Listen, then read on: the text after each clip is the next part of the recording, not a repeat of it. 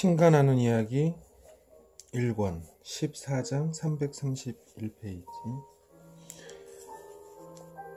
자, 이것으로 나는 내게 삶과 삶의 운동 방식과 삶의 이유와 목적 자체에 대한 모든 걸 설명해 주었다.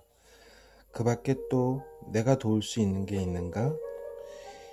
이 이상 물을 게 없습니다. 제 마음은 이 놀라운 대화에 대한 고마움으로 가득합니다. 정말 광범위하고 정말 포괄적인 대화였습니다. 그런데 애초에 질문 목록을 살펴보니 우리가 지금껏 다뤄온 건 처음에 5가지 질문들이군요. 삶과 인간관계, 돈, 직업, 건강. 건강에 관련된 질문들이요. 당신도 아시다시피 그 목록에는 그 외에도 더 많은 질문들이 들어 있습니다만 왠지 그것들은 이 대화의 흐름과 잘 맞지 않는 것 같은 느낌이 드는군요. 그렇다. 하지만 그것들 역시 내가 던진 질문들이니 하나씩 빨리빨리 다뤄보기로 하자. 자, 그럼 그 자료들을 남은 질문들로 신속하게 옮겨가 무슨 자료요? 내가 너희에게 보여주려고 이 책에서 제시했던 자료 말이다. 자, 그럼 그 자료들을 남은 질문들로 신속하게 옮겨가 보자. 그 남은 질문들은 그냥 간략하게 짚어가는 식으로 해보자. 6. 제가 이 생애에서 닦아야 할 업장은 무엇인가요? 제가 터득하려고 애써야 할 것은 무엇입니까? 너희는 여기서 아무것도 배우지 않는다. 너희는 배울 게 없다. 너희는 그저 기억해내기만 하면 된다. 즉 나를 재구성하기만 하면 되는 것이다. 내가 깨닫고자 하는 게 무엇인가? 너는 깨달은 그 자체를 깨달으려 애쓰고 있다.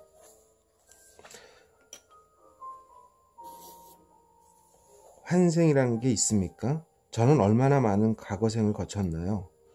그 생들에서 저는 무엇이었나요?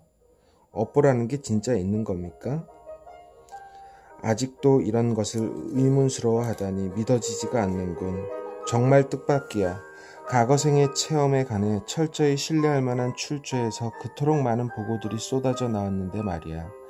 이 사람들 중 일부는 과거생에서 일어난 일들에 대해 놀랄 정도로 상세히 묘사했으며 연구자들이나 주변 사람들을 속이려고 그런 얘기를 엉터리로 꾸며내거나 지어냈을 가능성은 전혀 없어 보일 만큼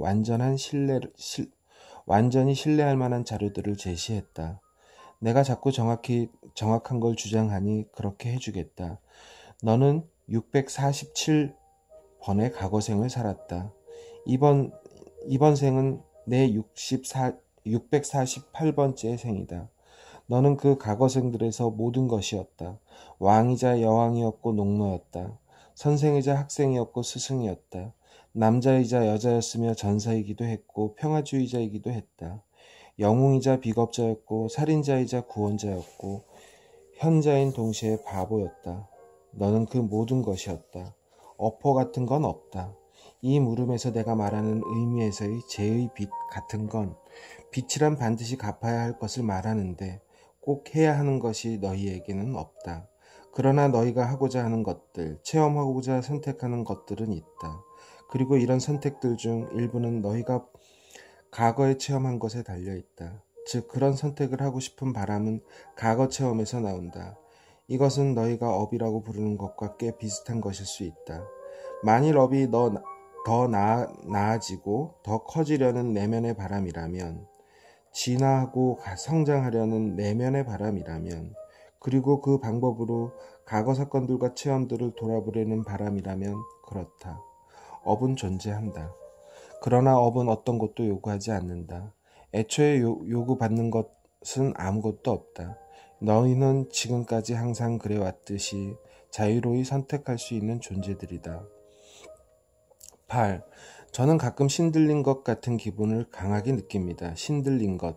같은 현상이 정말로 존재합니까? 제가 그런가요? 자신이 신들렸다고 주장하는 사람들은 악마와 거래하는 겁니까? 그렇다. 신들린 것 같은 현상은 존재한다. 너도 그렇고 너희 모두가 다 그렇다. 소위 영역이란 걸 갖지 않은 사람은 한 사람도 없다. 그런 능력을 사용하지 않는 사람들이 있을 뿐이다. 영적 능력을 사용한다는 건 육감을 사용한다는 뜻과 같다. 이것이 악마와 거래하는 게 아닌 건 명백하다. 그렇지 않았다면 나는 너희에게 이 감각을 주지 않았을 것이다. 그리고 물론 너희가 말하는 악마 같은 건 존재하지 않는다. 언제고 아마도 이권에서 나는 너희에게 영적 에너지와 영적 능력이 정확하게 어떤 식으로 작용하는지 설명해 줄 것이다. 앞으로 이권이 나올 거란 말씀인가요? 그렇다. 하지만 우선 1권부터 끝내기로 하자. 9. 좋은 일을 하고 돈을 받아야 될까요? 제가 이 세상에서 치유하는 일, 곧 신의 일을 하기를 선택한다면 그 일을 하면서 재정적으로도 부유해질 수 있을까요? 아니면 그 두 가지는 서로 배타적인가요? 이 물음에 대해서는 이미 대답했다. 10. 섹스를 해도 괜찮나요? 이 체험의 배후에 깔린 진정한 의미는 뭔가요? 성행위는 몇몇 종교에서 가르치듯이 순전히 생식을 위한 건가요? 참된 성스러움과 자각은 성에너지의 부정 혹은 변형으로 얻어지는 건가요? 사랑 없이 성행위를 해도 괜찮나요? 단지 육체적인 쾌감만으로도 성행위를 할 만한 충분한 이유가 될 수 있을까요? 물론 섹스를 해도 좋다. 다시 얘기하는데 만일 너희가 어떤 놀이들을 하는 걸 내가 원치 않았다면 나는 너희에게 그런 장난감들을 주지도 않았을 것이다. 너희는 너희 자식들이 갖고 놀지 말았으면 하는 걸 자식들에게 주는가? 섹스를 즐겨라. 그걸 갖고 놀아라. 그건 굉장히 즐거움이다. 왜냐고? 엄밀하게 신체 체험으로만 한정해서 말하면 섹스는 너희 몸으로 누릴 수 있는 최대의 즐거움과 거의 맞먹기 때문이다. 그러나 제발 섹스를 오용하여 성의 순수성과 즐거움을 그 기쁨과 즐거움의 청순함을 망치지 마라. 권력 따위 숨겨진 목적을 얻기 위해 자기애를 만족시키거나 남을 지배하기 위해 가장 순수한 기쁨과 더 없는 황홀경을 느끼거나 함께 나누는 것 외의 다른 어떤 목적을 위해 섹스를 이용하지 마라. 그런 기쁨과 황홀경을 느끼거나 함께 나누는 것이야말로 사랑, 재창조된 사랑이며 새로운 삶이다. 너희를 더 나은 존재로 만들기 위한 방법으로 내가 아주 근사한 방법을 선택하지 않았는가? 성에너지의 부정에 대해서는 전에 이미 얘기한 바 있다. 성스러운 그 어떤 것도 부정으로 이루어진 적은 없다. 그러나 너희가 더 큰 진실들을 얼핏이나마 보게 될 때 너희의 바람은 바뀔 것이다. 그러므로 사람들이 성행이나 그로 인한 몸의 여러 가지 활동들을 전보다 덜 바라거나 전혀 바라지 않는 경우도 드물지 않다. 일부 사람들에게는 영혼의 활동이 가장 중요하고 훨씬 더 즐거움을 가져다 주기 때문이다. 어떤 판단도 내리지 말고 각자 내키는 대로 하라. 이것이 섹스의 좌우명이다. 내 물음의 마지막 부분에 대한 답은 너희는 그 무엇에 대해서도 그 이유를 끌어댈 필요가 없다. 그냥 원인이 되어라. 너희 체험의 원인이 되어라. 체험은 자신에 관한 개념을 낳고 개념은 창조를 낳으며 창조는 체험을 낳는다는 걸 명심하라. 너는 자신을 사랑하는 마음 없이 섹스하는 사람으로 체험하고 싶은가? 그럼 그렇게 하라. 너는 더 이상 그렇게 하는 걸 원치 않을 때까지 그렇게 할 것이다. 너희가 이런 행동이나 그 밖의 행동들을 그만두게 되고 그만둘 수 있게 되는 것은 오직 자신이 누구인지에 대해 새로운 생각이 떠오를 때뿐이다. 그건 간단하면서도 복잡한 문제다. 11. 우리 모두가 가급적 섹스를 멀리해야 마땅하다면 당신은 왜 섹스를 그렇게 근사하고 황홀하고 강렬한 체험이 되게 하셨나요? 무엇을 주시려고요? 그와 관련된 문제로 온갖 즐거운 일들이 어째서 부도덕하고 불법이거나 탐욕스러운 걸까요? 이 물음의 마지막 부분은 내가 방금 전에 얘기한 것으로 충분한 대답이 되었다. 모든 즐거운 일은 부도덕하지 않고 불법도 아니며 어리석지도 않다. 그러나 너희의 삶은 즐거운 게 뭔지를 규정하는 흥미로운 연습이다. 어떤 이들에게는 즐거움이 몸의 느낌이나 감각들을 뜻하고 또 어떤 이들에게 전혀 다른 것이 될 수도 있다. 그 모든 건 너희가 자신을 누구라 생각하는지, 너희가 이 세상에서 무엇을 하고 있는지에 달려 있다. 세상 사람들은 섹스에 대해 여기서 얘기한 것보다 훨씬 더 많은 말들을 늘어놓고 있으나 그 어떤 말도 섹스는 즐거움이지만 너희 중에 많은 사람들이 섹스를 즐거움 외의 다른 온갖 것으로 만들어 버렸다는 말보다 더 본질적이지는 않다. 섹스는 더 성스러운 것이기도 하다. 즐거움과 성스러움은 서로 잘 조화된다. 가로 열고 사실상 그 둘은 같은 것이다. 가로 닫고. 그러나 너희 중 상당수는 그렇지 않다고 생각한다. 섹스에 대한 너희 태도는 삶에 대한 너희 태도의 축약판이다. 삶은 즐거우며 축복이어야 하는데도 너희 삶은 두려움과 근심, 충분치 못함, 질투, 분노, 비극에 대한 체험이 되어 왔다. 섹스에 대해서도 같은 말을 할 수 있다. 너희는 섹스를 억눌러 왔다. 너희가 자유분방함과 즐거움으로 자신을 충분히 표현하는 대신에 오히려 삶까지도 억눌러 왔던 것처럼 너희는 섹스를 부끄러워했다. 너희가 삶을 최상의 선물이며 최대의 즐거움이 아니라 사악하고 부정한 것이라 부르며 삶까지도 부끄러워했던 것처럼 삶을 부끄러워하지 않았다고 항의하기 전에 삶에 대한 너희 집단의 태도를 돌아보라. 세상 사람들의 5분의 4가량이 삶을 시련과 고난, 시험받는 시간, 갚아야 할 업보, 반드시 익혀야 할 혹독한 교훈들이 있는 학교 정도로 여긴다. 그리고 대개의 경우에는 삶을 죽음 뒤에 올 참된 즐거움을 고대하면서 참고 견뎌야 하는 혹독한 체험 정도로 여긴다. 너희 가운데 그렇게 많은 사람들이 이런 식으로 생각한다는 건 부끄러운 일이다. 그러고 보면 너희가 삶을 창조하는 행동 자체까지 부끄러워하는 게 놀랄 일은 아니다.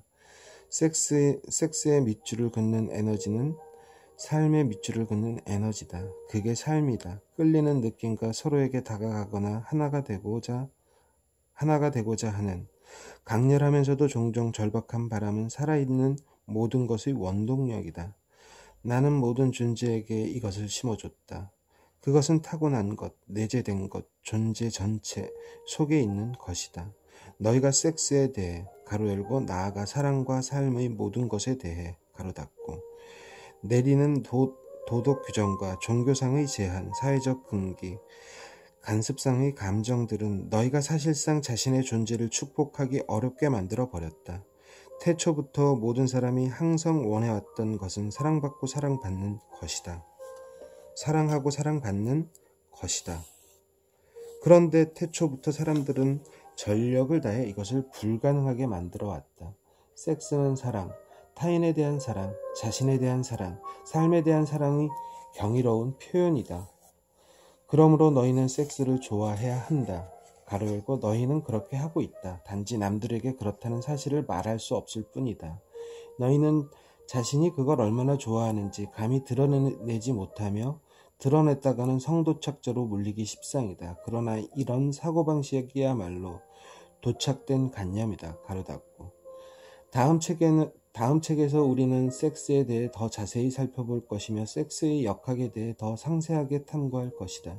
섹스는 지구 규모에서 사람들을 뒤흔들 만한 의미를 가진 문제요 체험이기에 지금은 가로 열고 그리고 너 개인으로는 가로 닫고 단지 이 점만 알아두어라. 나는 적어도 너희 몸이나 그 기능들 중에 너희가 수치스럽게 여길 어떤 것도 제공해 주지 않았다. 특히 너희 몸이나 그 기능들을 감출 필요는 전혀 없다.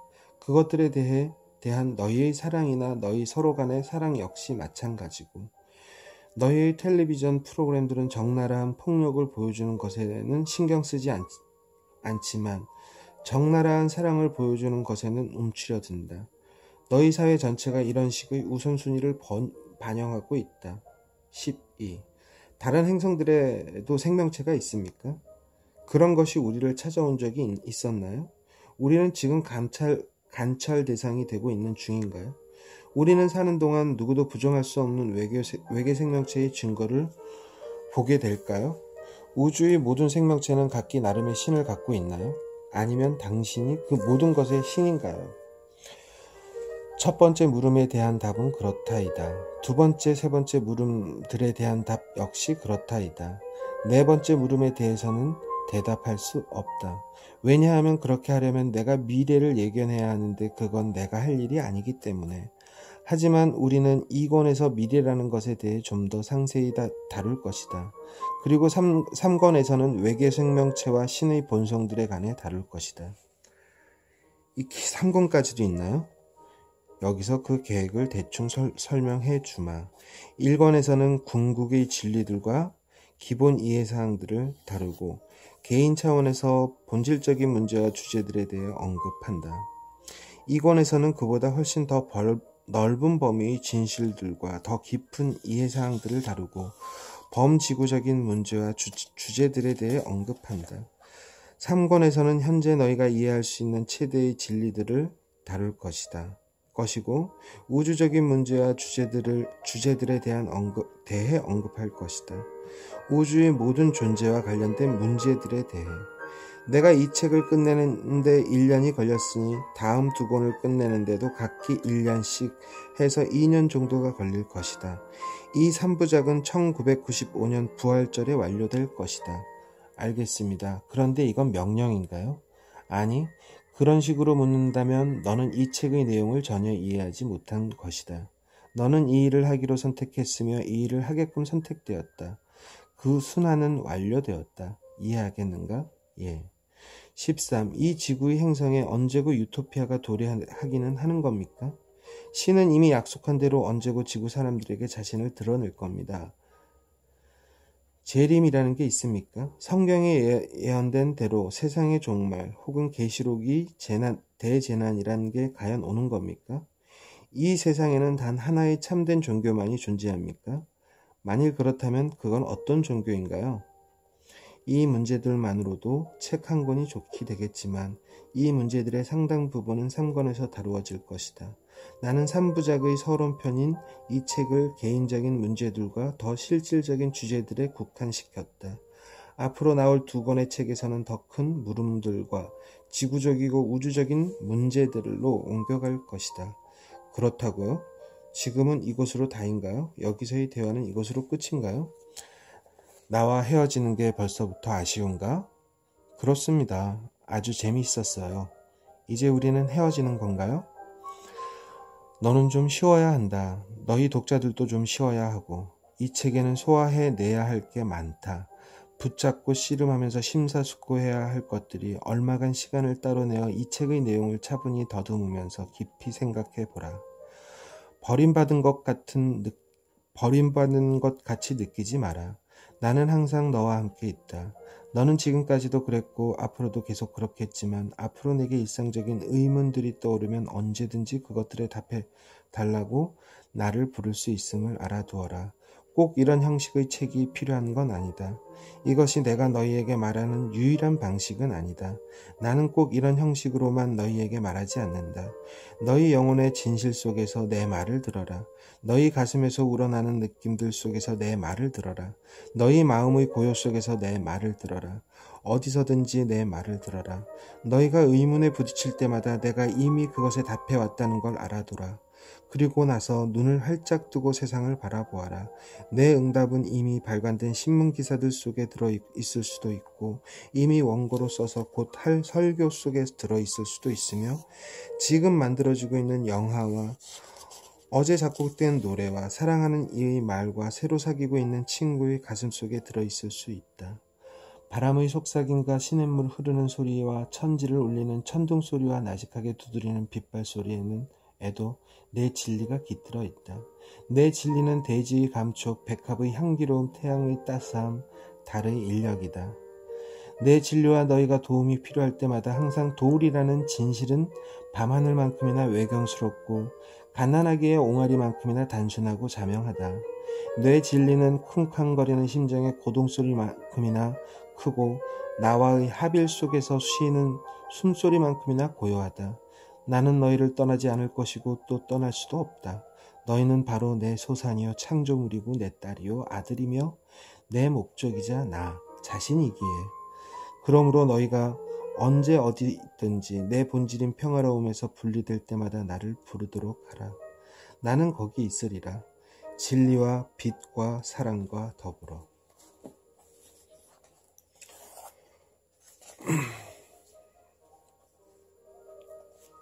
맺는 말.